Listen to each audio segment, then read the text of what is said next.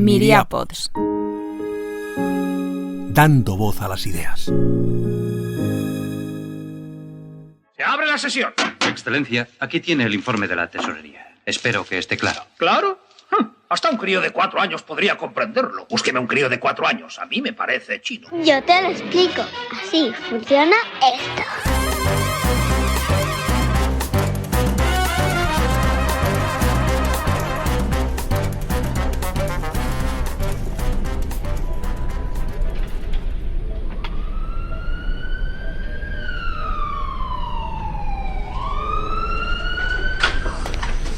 ¿Qué tenemos, Lucas? Pues sistema sanitario mixto de casi 37 años de edad, en su legislación vigente, doctora Comellas, mantiene con dificultad las constantes que garantizan la asistencia sanitaria en todo el territorio nacional en condiciones de igualdad y universalidad, en acceso, trato y servicios. Luego también dispone de infraestructuras sanitarias muy avanzadas tecnológicamente y todo el personal sanitario es excelente en su formación y servicio, pero empieza a ser escaso y a mostrar signos de agotamiento. ¿Y la gestión, Lucas? Descentralizada, doctora, en 3 niveles.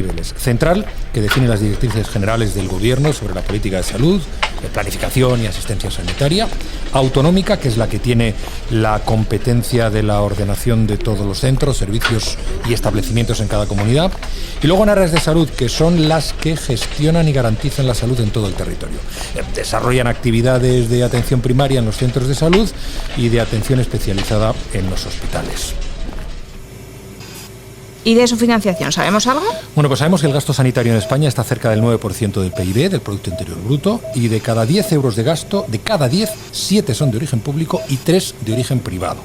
La sanidad pública está financiada por los presupuestos generales del Estado, doctora, que distribuye cerca de un 90% a las comunidades autónomas. Comparándolo con otros países de la OCDE, el gasto sanitario respecto al PIB está un poco por debajo de la media, pero la proporción de gasto privado por encima. Voy a tener que consultar con algunos colegas. ¿Hay algún antecedente médico relevante del paciente? Además del reto del envejecimiento de la población y el coste de la constante innovación tecnológica del sector, el sistema sanitario público venía arrastrando problemas de infraestructuras en la atención primaria, listas de espera diagnóstica y quirúrgica, masificación de urgencias. La gestión no era la más eficiente, pero daba un servicio que ha quedado muy afectado por la irrupción de la COVID-19. Rápido, el paciente no está estable. Preparen todo el instrumental para la intervención de urgencia y, por favor, llamen al doctor Abarca. Necesitamos saber cómo funciona esto del sistema sanitario. Bueno, un médico siempre es bienvenido y tenemos la suerte de tener con nosotros al doctor Juan Abarca Cidón, presidente de HM Hospitales y de la Fundación IDIS, Instituto para el Desarrollo e Integración de la Sanidad. Ha sido además miembro del Consejo Asesor del Ministerio de Sanidad durante más de 7 años y durante la pandemia hizo una gran labor de comunicación desde su perfil de LinkedIn, que sigue haciendo, por supuesto, a día de hoy. Precisamente en esa red social he encontrado, Ana, la siguiente declaración. Debemos exigir a nuestros gobernantes que lleguen a un consenso que ponga a los pacientes en el centro. El estado de bienestar es la suma de muchos factores, pero si hay carencias vitales o el sistema sanitario está colapsado, la sociedad se acaba fragmentando. Doctor, ¿qué tal? Bienvenido. Muy bien, pues muchas gracias. ¿Qué diagnóstico hace usted de nuestro sistema sanitario? ¿Goza de buena salud, de una mala salud de hierro? ¿Está gravemente enfermo? ¿Se avanza hacia el colapso? ¿Qué tratamiento necesita? Nuestro sistema de salud está gravemente enfermo. Es un sistema de salud que está ordenado bajo unas normas de hace más de 40 años, en un entorno sociodemográfico totalmente diferente al actual, sin que haya habido ninguna adaptación por parte del sistema, del modelo sanitario, y que ya en el año 93 ya se empezó a través de un informe que se llamó el Informe Abril, se empezó a hablar de las dificultades que iba a tener como consecuencia del envejecimiento que se empezaba a producir, de la cronificación y sobre todo de la innovación tecnológica, que empezó a resentirse seriamente a partir de la crisis económica del año 2008, porque ahí nos perdimos, como quien dice, la revolución tecnológica debido a los recortes presupuestarios por la crisis económica, y de hecho ahora a través de los fondos del COVID, de los fondos europeos, se ha puesto en marcha un plan que se llama el Plan INVEAT, que invierte 800 millones de euros en en tecnología, que la verdad es que el Ministerio lo vende porque tiene que venderlo, ¿no? Como un gran éxito, y yo siempre digo que es la historia del fracaso, porque en el fondo lo que estás haciendo es haciendo la inversión que no hiciste los últimos 10 años, ¿no? Es decir, que el sistema progresivamente se iba deteriorando sin que se haya adaptado de alguna forma a todo ese cambio demográfico que cada vez ha ido más, y el COVID directamente pues lo ha reventado. O sea, lo ha roto. El COVID ha roto el sistema sanitario porque ha roto el pilar sobre el cual se sustenta, que es la atención primaria. Tenemos que tener en cuenta que varias cosas. Primero, que veníamos de un sistema que previo a la pandemia ya estaba colapsado, ya había listas de espera por todos los sitios, y además a eso hay que sumarle una nueva enfermedad infectocontagiosa, que aunque dicen no solo llena el 2% de los recursos, ya, pero es que cuando tú tienes un vaso que ya rebosa y le metes más agua, pues rebosa más todavía, ¿no? Luego ha habido una paralización evidente de toda la actividad durante la pandemia, un bloqueo de toda la actividad programada, que lo estamos viendo no solamente en España, en el resto de países europeos, donde existe una mortalidad por encima de la esperable, a pesar de toda la gente que se ha muerto precipitadamente en el año 2020, en el 2021, en España en concreto el 8% de la mortalidad por encima de la esperable, más de 30.000 personas. Y luego se ha juntado con otras circunstancias asociadas a pues una mala planificación. Bueno, yo creo que no es una mala planificación, es una desmotivación de los profesionales sanitarios, insisto, de la atención primaria. Aquí como en este país no medimos nada, no sabemos los médicos que tenemos, no sabemos los médicos que están disponibles, los que no están disponibles. Entonces, hay gente que dice que en este país no hace falta médicos porque tenemos un ratio por encima de los demás países europeos, y hay quien dice que sí que faltan médicos porque la realidad es que no los encuentras, ¿no? Y yo creo que lo que pasa es que hay médicos pero que no quieren trabajar en el Sistema Nacional de Salud, sino que se van a otras cosas, hablando sobre todo fundamentalmente de la atención primaria, ¿no?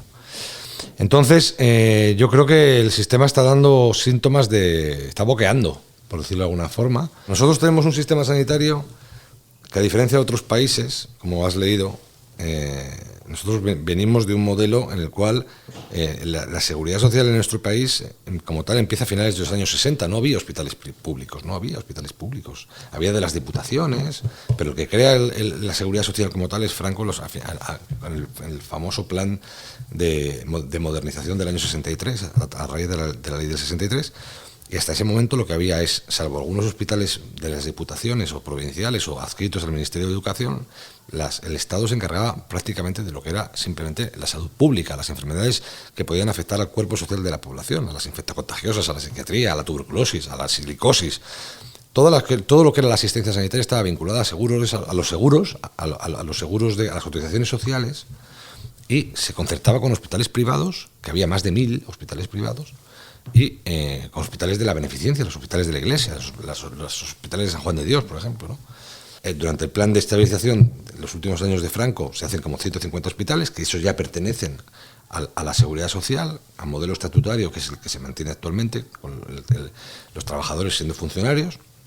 Y con la llegada de la Constitución cambia el modelo. Después de muchas discusiones, en el año 86, la Ley General de Sanidad se decide de alguna forma por el modelo financiado por impuestos. Entonces, nuestro modelo sanitario ha coexistido siempre, la sanidad pública y la sanidad privada, siempre. O sea, es el modelo que tenemos, una sanidad pública potente y una sanidad privada muy abundante, que cada vez además ha ido aumentando también su calidad y su competencia. El problema es que hasta la llegada de la pandemia, primero, la gente que tenía un seguro, el 85% lo combinaba y utilizaba indistintamente la pública con la privada. Y porque la gente quería un seguro para en un momento determinado tener una experiencia de usuario diferente, la gente quería un seguro para en un momento determinado pues no tener que esperar una lista de espera, o porque quería una habitación individual, pero el 85% de la gente que tenía un seguro privado combinaba la privada con la pública. ¿Qué es lo que ha pasado? A partir de la pandemia, hoy por hoy, hay una hiperfrecuentación en la sanidad privada porque la gente que tiene un seguro, los que tenían un seguro de antes, ya no van a la pública, sino que lo consumen todo en la privada porque tienen un tope en la atención primaria. Y segundo, que se están empezando a generar también seguros como alternativa para acceder al sistema sanitario porque no son capaces de acceder a través de la atención primaria. Es decir, el gran síntoma de la situación que estamos viviendo es no que el sector privado esté aumentando, como vienen a decir. El sector privado, cuanto más aumentó, fue antes del 2008, que el sector asegurador crecía doble dígito. El mayor síntoma es que la gente empieza a no querer ir a la sanidad pública. Porque hay listas de espera y porque la atención primaria ha decaído. Y ese es el gran problema. O sea, por eso el gran problema de nuestro sistema sanitario no es que crezca el sector privado, si eso le viene fenomenal.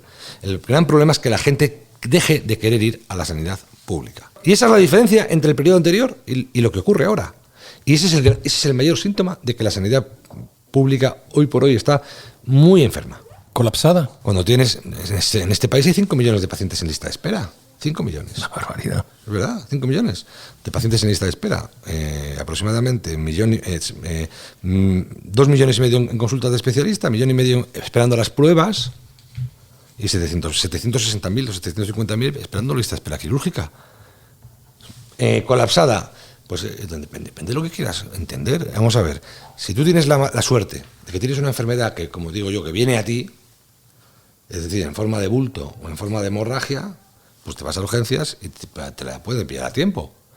Pero si tienes una enfermedad que es insidiosa, que no sabes de dónde viene, entre que te ve la atención primaria, que antes no había lista de espera de atención primaria, ahora ya, pues no sé, la media de España debe ser de 9 a 10 días, te ve el especialista en una media de 70 días, en unas comunidades, las buenas, de 40, las malas de 150. Digo, pues el típico mareo, que no sabes muy bien lo que tienes, o la típica molestia abdominal, que tampoco sabes muy bien lo que tienes. Que te ve el especialista, que te da las pruebas, las endoscopias o las resonancias, otro par de meses o 3 meses, pero es la diferencia entre que el cáncer lo pilles a tiempo. Entonces, eso podemos colapsar. Pues eso está pasando, eso es una realidad que está pasando. Podemos verla como algo natural. Oye, es consustancial a una atención sanitaria pública universal y, por tanto, tenemos que digerirla y ya está, y no pasa nada. O podemos intentar que eso no ocurra, ¿no?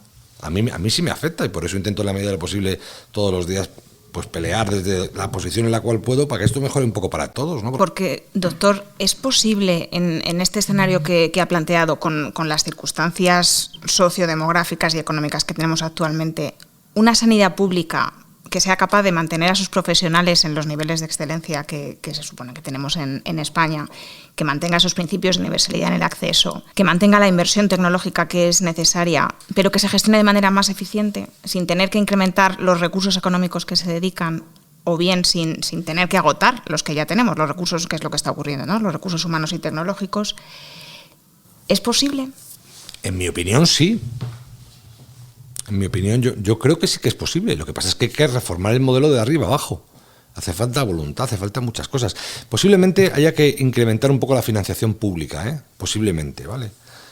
Aparte de que se tiene que gestionar eficientemente, es decir, aquí, como os digo, la ley está hecha del año 86. Ahí no había tecnología, ahí no había prácticamente envejecimiento, ahí no había cronificación.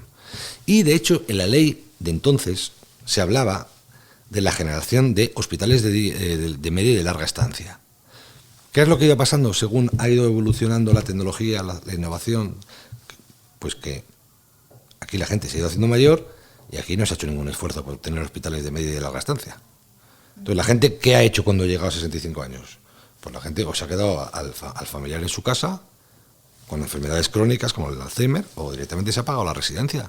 Es decir, en comillas, el Estado, no el gobierno actual, el Estado en general, yo creo que se ha desentendido de alguna forma a los pacientes, se ha inventado una cosa que se llama el tema sociosanitario. Decimos, no, el Estado financia el 100% de los gastos sanitarios.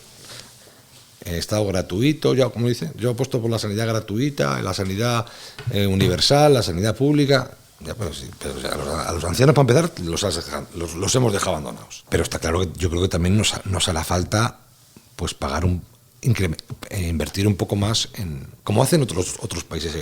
Nosotros nos acercamos más o menos a la inversión europea, pero a costa de un 30% de gasto sanitario privado. Es decir, nuestro gasto sanitario público está bastante por debajo de lo que es la media. Por eso yo, pues haciendo una estimación a vuelo a pluma, yo creo que nos faltan, pues yo creo que nos debe faltar como un par de puntos del PIB para poder afrontar todo, incluyendo los ancianos, ¿vale? Ahora bien, hay que ser realistas, es decir, no se puede mantener a la gente engañada. Lo que pasa es que yo creo que ya, por eso yo al final en Inglaterra se manifiestan los pacientes. Con menos listas de espera proporcionalmente que aquí, se manifiestan los pacientes. Aquí hay un gran enemigo a batir y una gran excusa, que es la privatización. Entonces no se combate. Tú en Inglaterra dicen, el NHS nos mata. Aquí salen y dicen, no queremos privatizar, la sanidad no se vende, se defiende. Porque se está generando un enemigo que no existe, en vez de ver los problemas que tiene realmente el sistema sanitario y cómo esos problemas se pueden solucionar, ¿no? La gente se da cuenta, ¿no? Y cada vez se va a ir dando más cuenta, porque el sistema se va a ir deteriorando, porque no se está haciendo nada para remediarlo, ¿vale? Pero hay que ser honesto con el sistema gratuito. Es que yo creo que es imposible mantener un sistema gratuito para todo el mundo. O sea, yo creo que hay que mantenerlo gratuito para los que no pueden pagarlo. Pero hay gente que puede pagar en un momento determinado un copago. ¿Cómo no? Y eso habrá que ponerlo encima de la mesa, porque la demanda sanitaria es ilimitada y los recursos no lo son. Entonces habrá que dimensionarlo bien. Segundo, la gente confunde accesibilidad con calidad y no tiene nada que ver. No hace falta que haya en comunidades autónomas 10 servicios de neurocirugía, que habrá que trabajar de una forma más eficiente. O sea que el sistema sanitario de nuestro país nació para ser eficaz. Y es verdad, y fue eficaz, pero es que es imprescindible hoy por hoy meter la eficiencia, es imprescindible hoy por hoy que el Estado ejerza su labor, porque una cosa es la gestión del día a día, que es lo que se supone que está transferido a las comunidades autónomas, y otra cosa es la labor de coordinación y de bases del Estado, que según el artículo 149 de la Constitución es competencia exclusiva del Estado y que, en mi opinión, ha abandonado. Pero vamos a ver, ¿pero por qué no se puede comprar como un único sistema a través de una central de compras? Pero si es que eso es el principal principio empresarial, que son las sinergias. Pues todas esas competencias el Estado progresivamente, empujado o presionado por las comunidades autónomas, lo han ido perdiendo. Entonces, yo creo que se pueden hacer muchísimas cosas, pero hay que cambiar el modelo de arriba abajo. Yo creo que al final acabará ocurriendo, porque la gente lo va a acabar demandando, porque va a llegar un momento en el cual es la primera vez en la cual llegamos a unas elecciones en la cual la gente no vale con decir España tiene la segunda esperanza de vida del mundo. Eso no es un indicador sanitario, es un indicador de salud, que depende un 10% del sistema sanitario. Lo demás depende del clima, de la alimentación, de la piel lagarto que tenemos y de muchas otras circunstancias. Es decir, ahora ya no vale con decir tenemos una sanidad gratuita, no sé cuánto. No, la gente, dígame usted cómo va a disminuir la lista de espera. Yo creo que, a ver, yo el otro día hablaba con un político de responsabilidad en un gobierno autonómico que me decía que esto, en la colaboración público-privada, desde luego, y luego el copago, planteado en los términos que dice usted, que es decir, ¿cuál es la forma? Pues quien no pueda pagárselo, que tenga acceso a una sanidad pública gratuita, y quien pueda que haga que aporte, porque es que si no esto se va al colapso. Exactamente, pero no se va al colapso. Pero alguien, claro, ¿quién se atreve a plantear eso en unas elecciones? Es que eso no. Pero pues se tiene que hacerlo, claro. Pero vamos a ver, es que tú no le estás quitando a la gente que no tenga recursos, a los que tienes que aplicar el copago, a quien se lo puede permitir. Pero fíjese, claro, doctor, pero aquí es que hay un debate que se desvirtúa. Yo creo que hay mucha responsabilidad de quien gestiona la cosa pública a la hora de plantear el debate en términos equivocados, porque no es sanidad pública versus sanidad privada, sino mantenimiento de un sistema sanitario que pueda seguir beneficiando a quien más lo necesita y que sea asumible, racional, política y económicamente. Porque las cosas se confunden. O sea, es que claro, tenemos un debate equivocado y asumimos un debate equivocado muchas veces por parte de los medios, y la realidad es que eso nos va a llevar al colapso donde estamos casi. Claro, o sea, primero, aquí se confunde la defensa de la sanidad pública con el modelo sanitario que tenemos, que es que no tiene nada que ver. Nosotros tenemos un modelo, como hemos dicho, que no es eficiente. Siempre ha trabajado por la eficacia, que es un modelo que está basado en el Estatuto Marco, donde no se puede medir. Tú no puedes ir a un hospital público de gestión tradicional y hacer una auditoría de recursos humanos. No se puede hacer eso. No puedes en un momento determinado pagar a la gente que trabaje más porque trabaje más en el mismo horario. Eso no lo puedes hacer. No hay estímulo. Aún en los hospitales todavía han encontrado sus medios para poder compensar esas pues a costa de guardias, a costa de los trasplantes, mientras que la atención primaria nunca ha tenido ningún tipo de posibilidad de estímulo. Eso que genera una reacción adversa, contraria. La gente dice, ¿para qué voy a trabajar más? ¿Para qué voy a hacer más guardias? Pero si no gano más. Ese es uno de los graves problemas que tiene la atención primaria, que tiene muchos otros, como la falta de competencias, Entonces, La clave de todo, al final, es el estatuto marco. Es la gestión de recursos humanos. Este es un negocio, unas empresas las cuales dependen muchísimo de recursos humanos de muy diferentes categorías. Entonces, si no eres capaz de poder tener una gestión flexible y eficiente de eso, es imposible hacer nada. Si no eres capaz de controlar eso, es imposible hacer nada. Y eso no depende de las comunidades autónomas.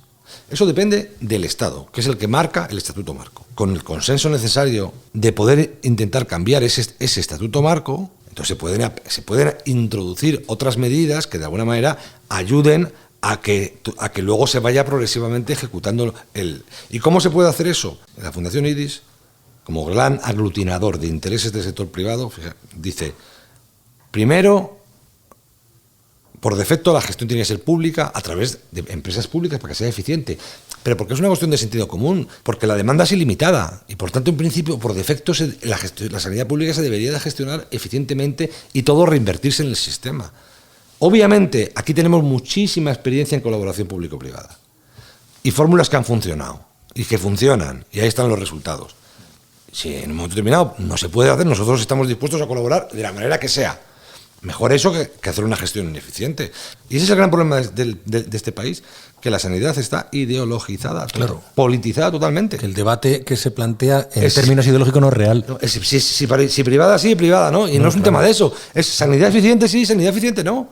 Y eso se puede conseguir con fórmulas públicas. Ahora mismo, ¿cuáles son los mecanismos de colaboración entre la sanidad pública y la privada? Primero, la complementariedad inicial. Cuando se habla de complementariedad era porque la pública, como hemos dicho antes, no tiene capacidad para llegar a todos los sitios, no tenía capacidad para llegar. Entonces, la complementariedad no era solamente para las coberturas fuera de la cartera de servicios como la cirugía plástica o la estética, no. Era para aquellos sitios donde no llegara. Entonces, aquí se ha hecho siempre, los conciertos han existido toda la vida. Y los conciertos es una simbiosis que a mí, bueno, no ofende a quien no quiere, pero hablan de parasitar. Aquí no parasita a nadie. Yo tengo hospitales en Santiago, en León. Si mañana cierro, tengo 2 en Santiago, cierro uno y hago en el otro pisos. Pero ¿y dónde manda la lista de espera la pública?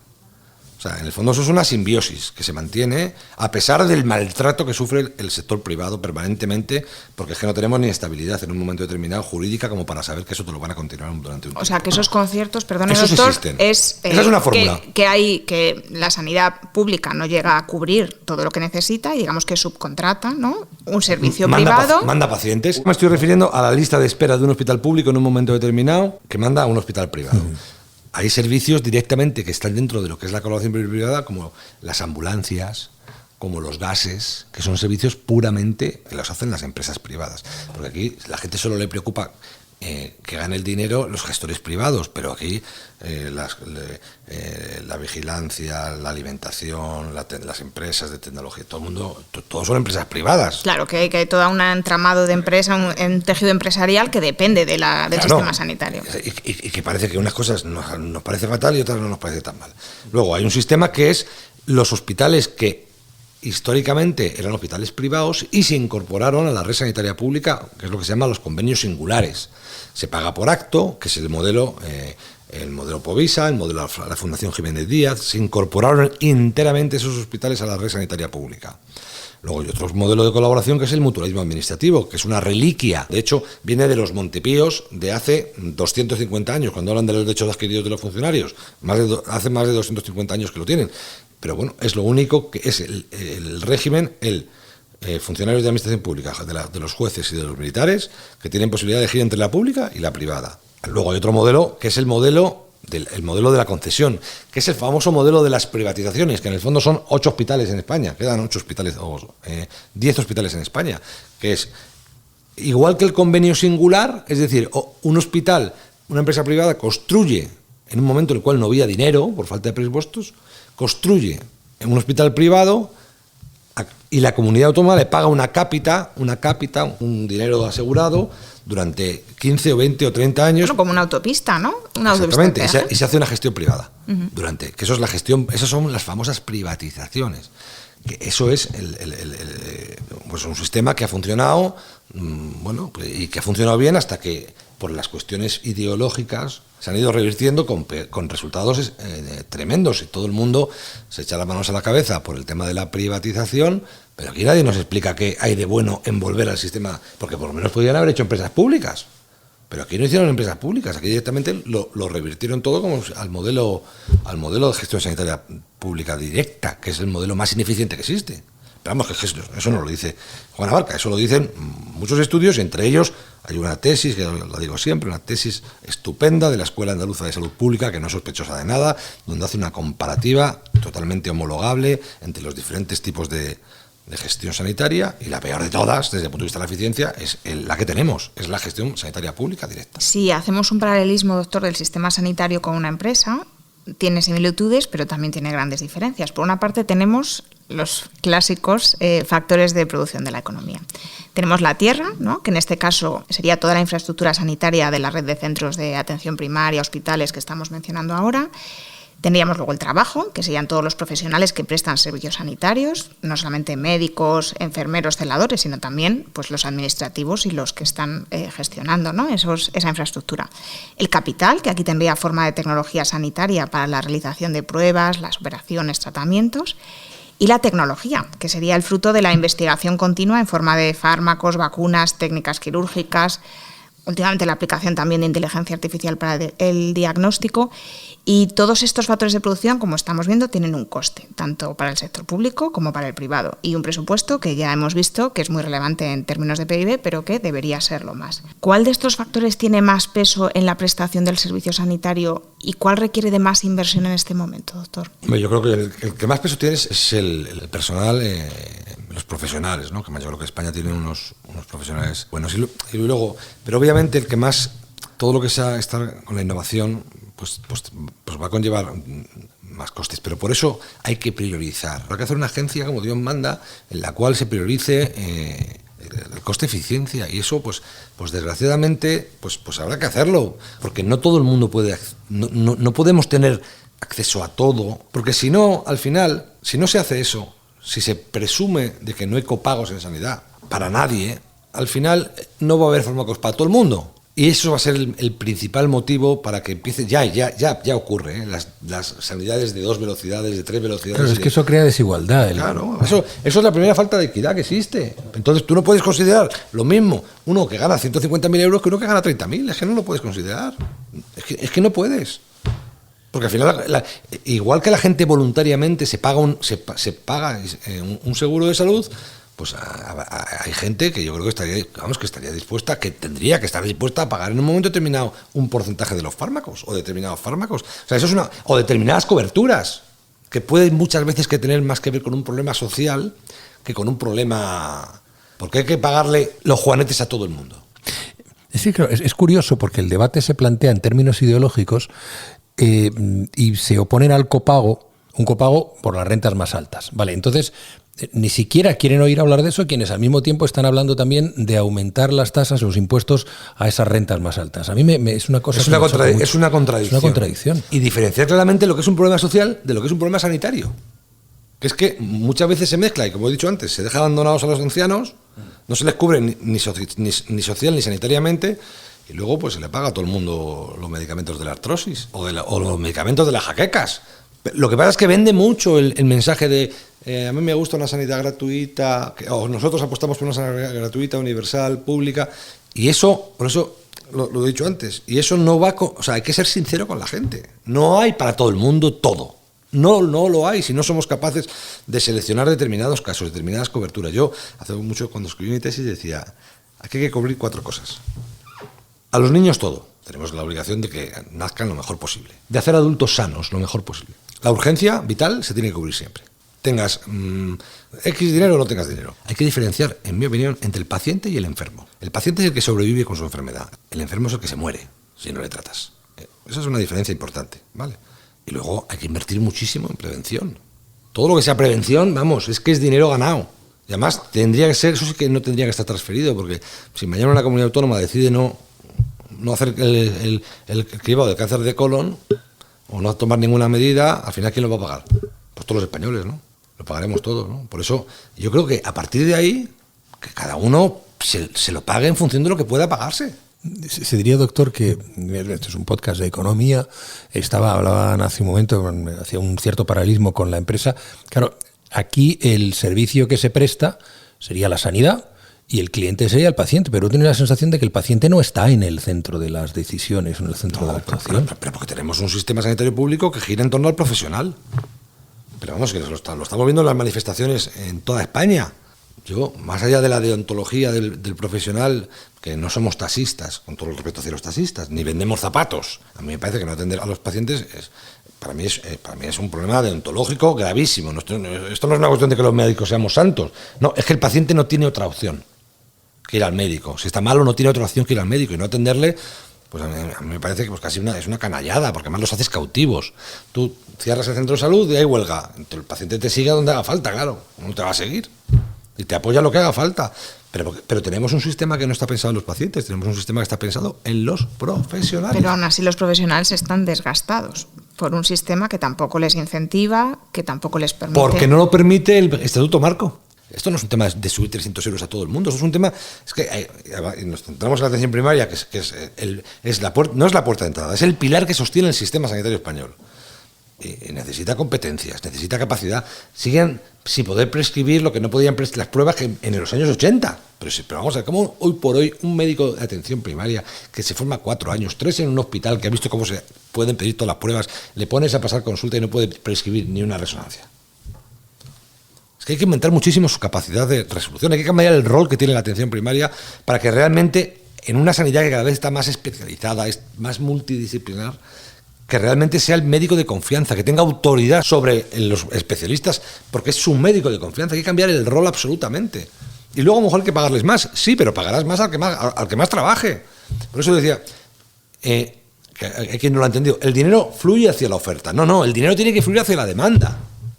Tú tienes que, hablando de economía, tú tienes que pagar a donde más se consuma, quien más trabaje. Y es hacia donde tiene que ir el dinero. Y no pagar todo lo mismo. Yo estoy esperando que alguien haga una auditoría de recursos humanos de los hospitales de gestión pública, tradicional. Yo lo ha dicho todo y además llevamos ya mucho tiempo, pero es que es fascinante.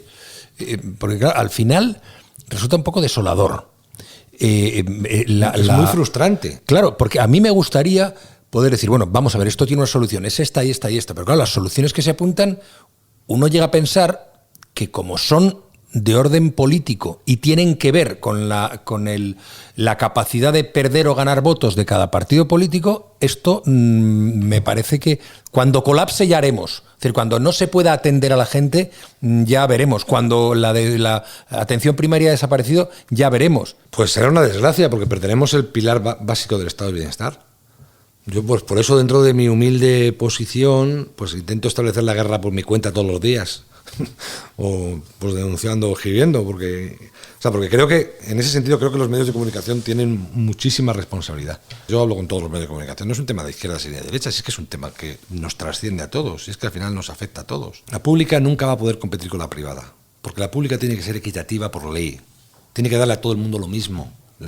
La gente tiene que acudir, como ha acudido siempre, a la sanidad privada por una cuestión de experiencia de usuario, no por una calidad asistencial, que en España tenemos la suerte de que el sistema privado no está regulado. Entonces tenemos una sanidad privada buenísima, que hace investigación, todas las especialidades, radioterapia, hospitales universitarios, eso no lo hay en Europa.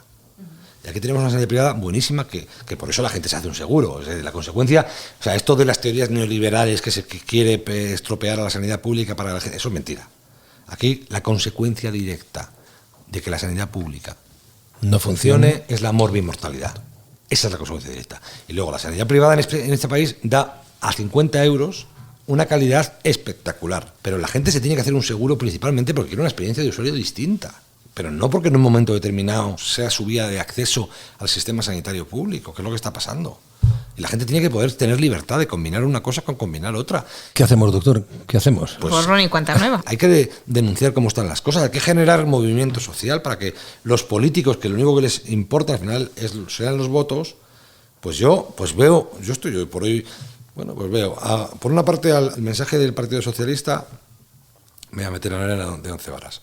Nosotros apostamos por una sanidad gratuita para ti, pública, frente al sistema privatizador del PP. El PP hace que no privatiza muchísimo tiempo, Pero el PP tampoco propone nada, solo, como decía el otro día, aguanta los golpes. Le voy a coger el testigo, doctor, porque a mí me parece interesante que en un podcast como este le pidamos a quien lo escuche que reflexione a la hora de votar a quién va a hacer una propuesta realmente interesante y creativa con respecto a la sanidad pública. Porque eso sí que es un asunto de todos. Mira, cuando acabó la pandemia, en julio del 2020 se aprobó el documento para la reconstrucción del sistema económico y social de nuestro país. Allí había un documento sanitario, 80 artículos, aprobados por 255 parlamentarios, es decir, con PP y PSOE juntos. El primer artículo lo que venía a decir es que tiene que haber un pacto de Estado entre los dos partidos, que luego además se refrenda en uno de los artículos finales y le llama el Pacto Cajal. Y el número 2 lo que dice es que el nuevo modelo que se construya para los próximos 20 o 30 años tiene que estar basado en las normas de la buena gobernanza. Pero es que eso lo han aprobado ellos hace 3 años. Es decir, si el pacto está, lo que tienen que hacer es ejecutarlo. Mire, ayer, unos días atrás, tenía la oportunidad de hablar con Narciso Michavila, que es uno de los responsable de una de las empresas de medición de opinión, GAP3, más importantes porque nunca falla. Y él decía una cosa: este es un país de acuerdos, en el que mayoritariamente, no es que haya un porcentaje de población que prefiere el acuerdo, mayoritariamente se quiere el acuerdo, que estadísticamente se está por el acuerdo. Pero ¿qué sucede? Que sobre todo los grandes partidos políticos temen que con el acuerdo quien se beneficie sea el adversario, con lo cual no van al acuerdo. Y eso es un callejón sin salida que a mí me parece muy preocupante. Y un asunto como el de la sanidad pública, tan importante, tan esencial, tan vital, en el sentido más amplio del término, debería ser prioritario en él buscar un acuerdo. Pero por eso te digo que al final esto es una cuestión que va más allá de las ideologías, sino de la conciencia. Claro, de la conciencia. Entonces yo al final lo que espero es que haya un ataque de conciencia por parte de unos y de otros y se pongan a hacer las cosas. Porque al final, volvemos a lo que te decía antes, la gente se está muriendo. Si queremos no lo vemos, pero la gente se está muriendo. Y además están muriendo los que menos posibilidades tienen. Pues entonces, y yo creo que este país, entre otras cosas maravillosas que tiene, es que todos somos socialdemócratas. Aquí todos somos socialdemócratas, todos queremos lo mejor para todo el mundo. Es verdad, no somos, afortunadamente, ¿no? Aquí no hay partidos de eso del modelo liberal, es mentira. Aquí nadie quiere un modelo liberal, nadie quiere un modelo neoliberal como el americano. Eso es mentira en sanidad. Ni siquiera las empresas del sector lo queremos. Si nosotros estamos a gusto con el modelo que tenemos, si no queremos más. Gracias, doctora Barca. Un placer, ¿eh? Uno se tiraría muchísimo tiempo hablando y reflexionando en voz alta y aprendiendo de sus reflexiones. Pues así funciona esto del sistema sanitario, Juanra. Y así podría funcionar mejor. Un podcast de Miriam Potts.